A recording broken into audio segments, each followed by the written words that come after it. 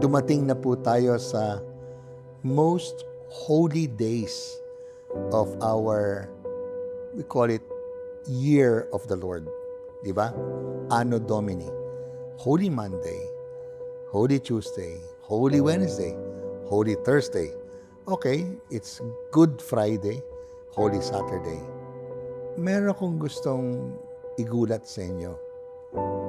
Yung first 3 days, Judas ka ba?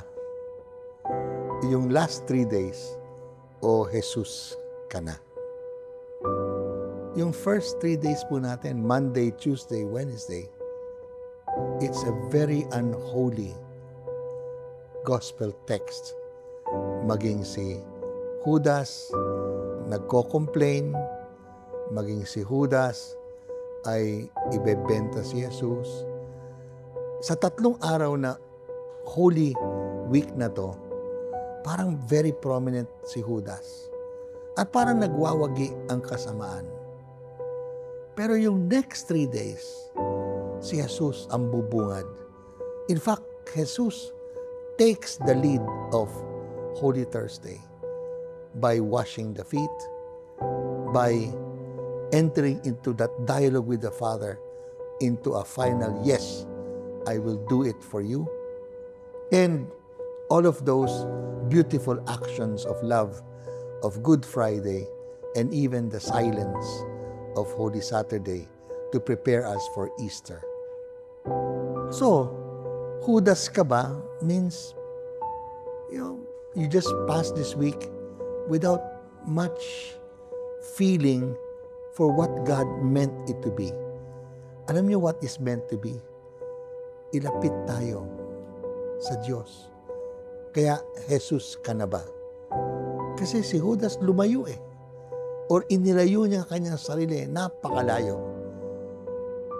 Whereas Jesus, inilapit niya hindi ang kanyang sarili, ang kanyang mga disipulo, pinakita sa mga disipulo how God is for us. So, mga kapatid, the holiness of this beautiful holy days is to become Jesus. And in being Jesus, staying with Jesus, living like Jesus, but above all, loving God and others in the way Jesus loved us. To me, the Holy Week is a coming home. It's getting back to where we began. We come from God, and Jesus says, let me help you return to the Father's embrace.